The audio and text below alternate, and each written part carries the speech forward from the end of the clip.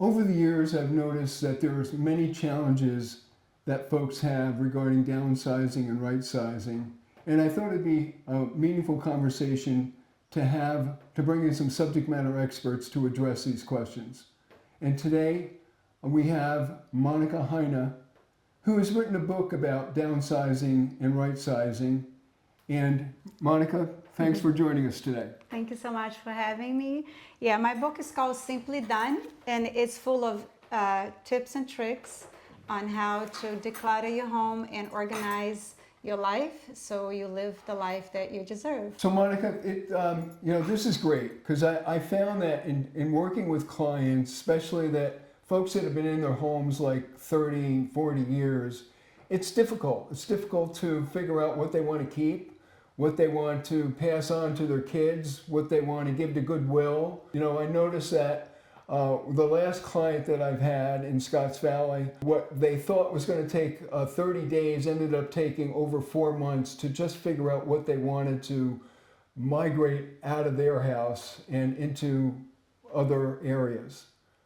Any thoughts on that? Of course. So I think the first thing that folks should focus on is time management, because this is very time consuming. So putting blocks of time on your calendar, like you do for everything else, like going to work, if you're still at a workforce, or working on your garden, blocking time is very important. So you have that commitment to work on that subject of decluttering and downsizing.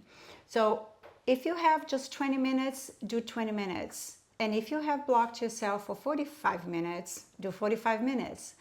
Also use a timer, which really helps.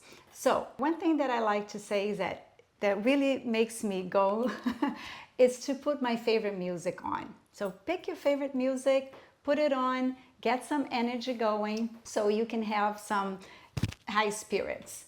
Once you do that, once you had blocked those times, try to stick with it. So you feel that there is some movement forward, there is some progress. The other thing that I have really found that is helpful is to have 3 boxes or 3 bags ready. One would be to give away or to donate to somebody. The other one's for recycling, because some things are not, like old cables and things like that can all be recycled.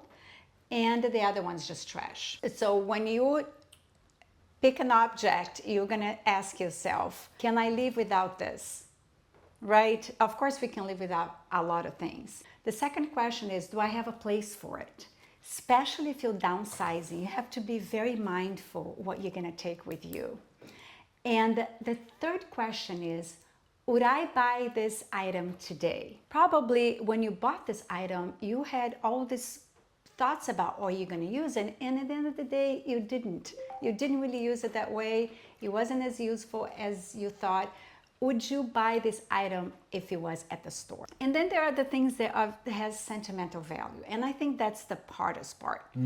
When my mother-in-law passed away, she left behind 40 years of stuff, and it was hard for my husband and his brother to get rid of stuff, even for them, even they didn't belong to them, belonged to their parents. It was hard. But what matters is the thought, is that person. That object was just something to remind you of that person. But the memory, even if you get rid of the object, the memory stays, the love stays. So that nobody can take away from you.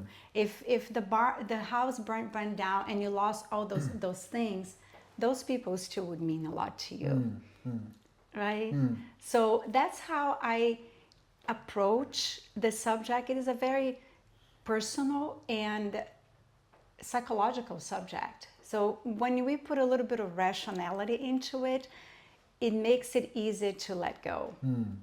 What about in situations where you think you're saving things for your kids and the kids don't want it, but it's valuable and you don't want to throw it away? What suggestion do you have for people to either sell it or to offload it or to give it away? Well, first I would ask other family members if they don't want it, if your children don't want it, or close friends if you don't mind, if you would donate to them. So I had a friend who had that exactly that. So what him and his wife did is that they took all these things and they put it on the table. There were some pictures, there were some artifacts that for them had a lot of value, but the kids were like, I don't want any of that stuff. So they kind of filmed it and took pictures and sent it off to friends and said, are you interested in any of that stuff? Even furniture, because they're going to downsize it. Yeah. And so they got rid of a bunch of stuff like that. But you have to make a commitment for them to come and pick it up or for you to drop it off. So it's really out of there. And also you can sell it, but selling, it's a job. It's a full-time job. Taking pictures, putting things on Craigslist and all that takes much more effort, but it can be done. Absolutely, it can be done. But I would approach family and close friends first. Right, right. One last advice that, take it from me, is that once you filled up those boxes, don't look back. It's very tempting for you to go, maybe I can still use this at some point in my life. Don't do that. It's a trap. Don't go down that rabbit hole. Just close the box, say your piece, and let it go. And drop it off at whatever place you want to drop off. I personally like to donate my hand-me-downs to secondhand stores that are nonprofit, for nonprofit, because all the profit goes to some cause. So those are just some tips and tricks that you can use. And like Walter said, we have some resources of people that can be really helpful. We need a community, we need support, and you're not alone. We all go through that. Right.